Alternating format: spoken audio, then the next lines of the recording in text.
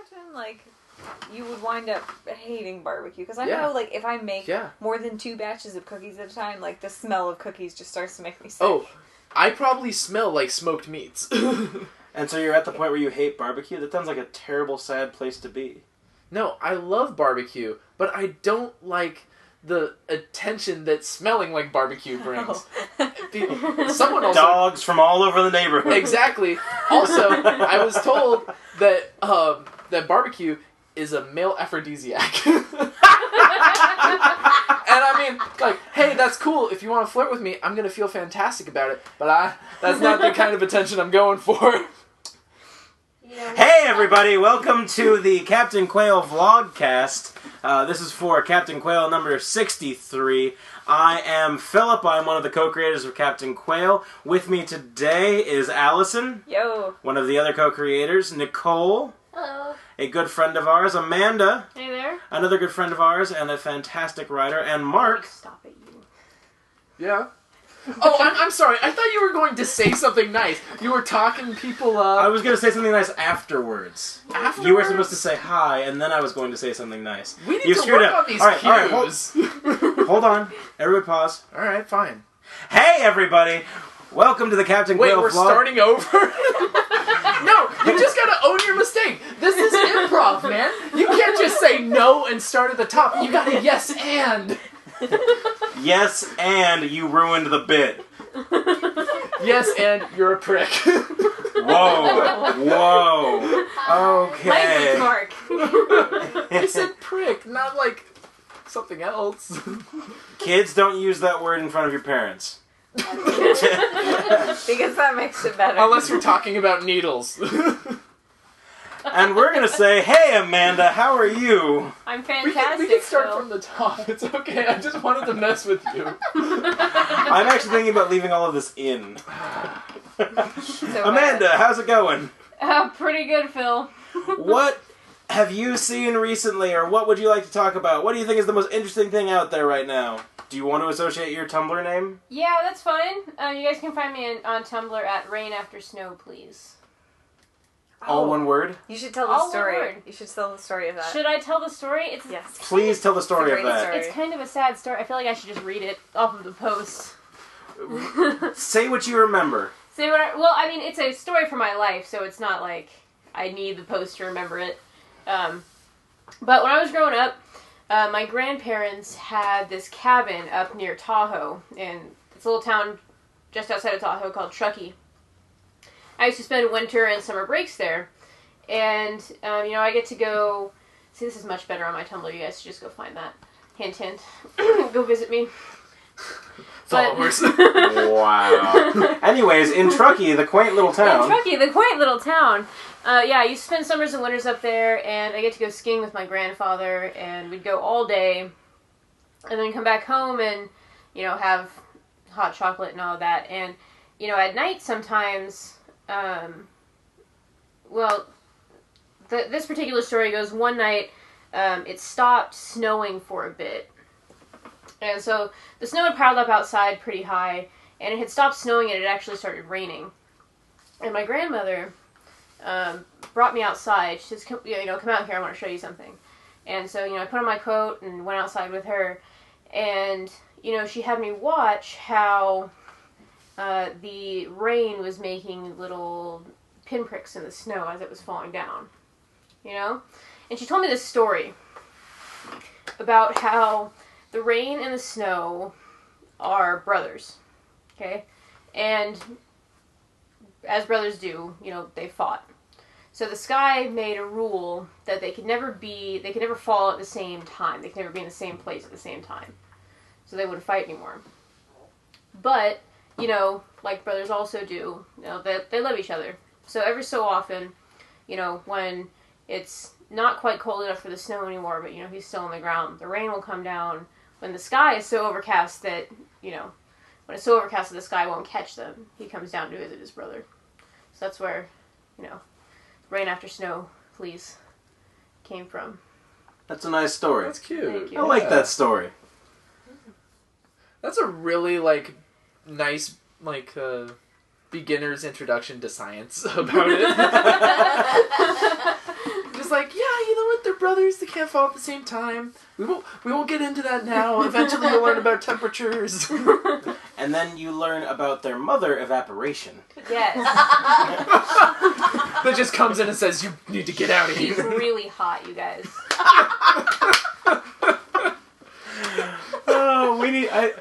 I feel like, occasionally I feel like we should try to be more straight-faced and let the humor be more dry on this show, but I just can't help it. I am far too much of a laugher. We're not British enough for that. Aren't we? No. Okay, fine. We could get a friend in here, though. Shrug off that American accent you have. I don't have an American accent. I have a Californian accent. Thank you very much. California is part of America. Yeah. Get off your high horse. See, this is why the West is full of bourgeoisie people. Allison. Ever the optimist. Do you have any interesting stories or things about your username, or basically fill this gap that we're kind of creating? You haven't talked in a while. I suppose I haven't. It was really funny because the other day you were in your room and all of a sudden I hear this what's going on? Yeah, but that was Dragon Age, not Mass Effect. Completely different. But I looked over at Phil and was really? Going on, and he was, she's playing video games. It was, okay. Oh god, in high school, one of the lab assignments was to do like something with blood pressure and do like a study. And so, like my idea was like, yeah, I'm gonna measure people's heart rate and blood pressure while they're playing video games because I get really into it apparently. And so, I measured everyone while they were playing. I wanted to study of like single player versus group player, and I was one of the participants. I used my brother and I used like some other friends from high school, and like my heart rate just goes bam, like 180 BPM for like the entire duration. Doesn't matter if I'm playing single player or multiplayer. I'm just like so into it, and everyone else like spike maybe like 5 beats per minute, but it's like I'm running when I'm playing. Yeah, I was about to say, video games are a legitimate like cardio replacement for you. Yeah. No, my biology teacher looked at it and he looked at me and he was like, "Well, maybe I don't know if that really should count because you're not getting the like oxygen part of that for cardio." But yeah, he was just trying to like hedge at that point. He's like,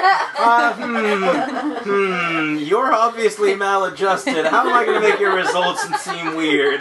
Yeah, he's just trying you to get to jump onto his experiment where he's going to do the same thing. It's just like, I'm going to take these cases and I'm going to blow this out of the water. Yeah. Yep. So that was apparently I am a weirdo who gets way too into it. No, I am the worst person at making up names. They're so embarrassing, I'm not even going to say them out loud, but my current naming scheme is like, so I have a human name, right? My parents gave it to me. I'm gonna write it backwards. And so that's been with a Z. With the Z, because a mirrored S is a Z. And I am shocked. Utterly shocked at how few people realize that's what I'm doing. And they're like, oh wow, your username is cool. I'm like, okay. I've revealed my secret. I think I had to have you explain it to me and then I felt dumb. I think I've had exactly one person get it. And my mother didn't get it. It was the Z. I think the Z throws people off. I really do. Maybe. I don't know. Z's are pretty edgy. People don't really want to mess with them. Yep.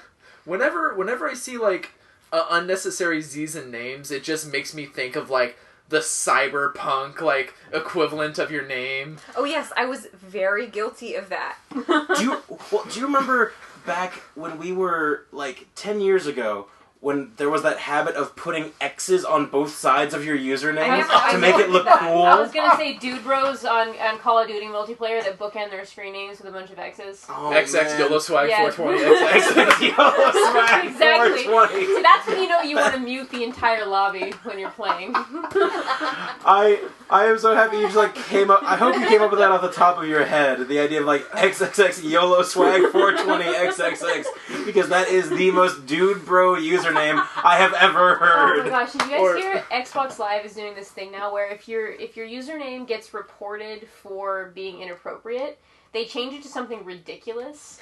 Like like Rainbow McFluffy Cloud 425, like something like that, and you have to pay to change it to something else. Ooh. I don't know if this is real, but I really hope it is. I hope this is real. Because then I purposely want to make something offensive, because I'm also bad at making usernames. I want someone to make me a good username like that, and I will own Rainbow Underpants.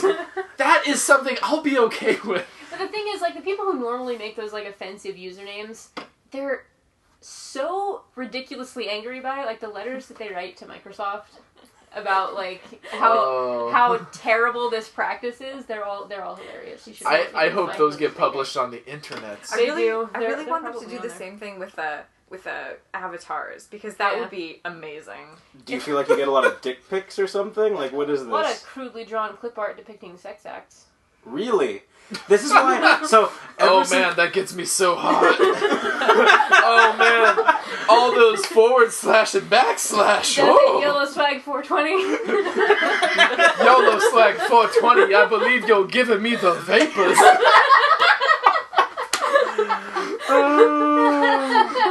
Wow. I was going to say something about pixels, and then I got completely derailed. What I was going to mention is I have, for all the time that I've had an Xbox, I haven't been an Xbox Gold member, but I have somehow managed to completely stay away from anywhere that would even think about having the name YOLO Swag. So... Yeah. You're not in the best parts of Xbox Live, then. That's where you get your entertainment. So I have a pretty good original Xbox Live story. So I've never been one for playing online with other people because they scare me. But I was a big fan of the Splinter Cell series, and so this happened like several years after I had stopped playing the original Xbox, or maybe just stopped playing that specific Splinter Cell game, and I was like, oh, I came across a free gold pass, and so I was like, sure, why not? And I was like, what multiplayer game do I have? Splinter Cell. So I didn't have like a headset, and like I had not touched this game in years, and so shockingly there were still people playing the live version. I couldn't remember the controls in the first 30 seconds, like waiting for the game to start. I accidentally shot my partner, and did a little tiny bit of health damage. And, so it was just me, sort of looking my camera around for the entire duration of the match, which was over like that because apparently my partner was super great. And then at the very end, he came up and killed me. And then the other two people were like, why did you do that? That was really mean. So that was the entirety of my experience. Friends don't let friends go on Xbox Live, I think, is the moral of this story. Yeah. No, just don't go to Xbox Live alone. Have a hive mind of people and just sass the hell out of them. So you're saying that Xbox Live is like the bad part of town, but Xbox Live is like the projects? No, I'm not trying to draw that comparison, but I'm just saying if you want to be witty, you want to have fun, have a conglomerate, have a hive mind of funny people, and just trade the headset around. Are you saying, that would be amazing. I was like, just change voices halfway through, that would be great. Yes. Yeah, I used to give my 10-year-old sister my headset for when I would play multiplayer games, and then I would be playing oh god, what was I playing back then?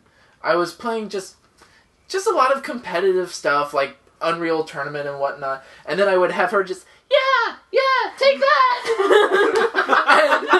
And the reactions that I would get were priceless, and it was fun because it was a bonding experience for us, but it was even better just to have the people that were playing Unreal Tournament and and all those things, to just have that moment. It's like, wait, did I just get rocket launched by a 10-year-old girl?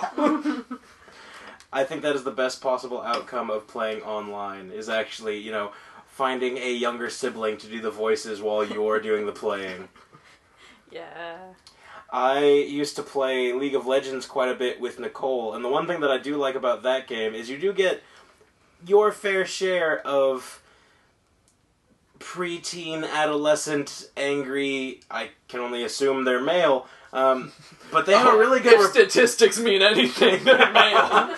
But they do have a really great reporting system that there's a bit of catharsis of, you may have punished me all game for doing my job, but at least I get to report you to the people in charge. That wasn't satisfying enough for me to deal with the jerks that are on that game, though. You know what you do when you get to the point where they're all jerks? You quit that account, you make a new account and start over. Because then you get the nice people again.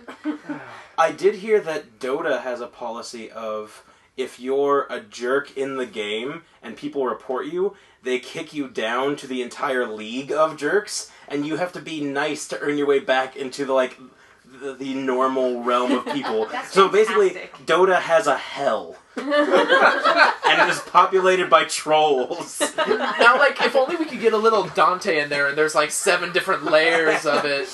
Oh, that would be kind of one of the best video games journalism pieces ever. Start a Dota account, try to be a jerk, and see how far you can get into the, like, Dota jerk realm. Call it, like, this Dante. week on 2020. Man, if any video games journalists, because Lord knows we don't have time, if any video games journalists are listening to this, you should do this. This sounds like a great feature. We would read that, and then we'd talk about it here, and you'd get free publicity to all 10 of our viewers. And perhaps you'll be Skyped in to our talk session. Right, we happily would Skype in anyone who wants to be part of this session. Additionally, this seems like a great moment to talk about the fact that we still don't have the volume of user questions and emails that we want. There are so many ways you can get a hold of us.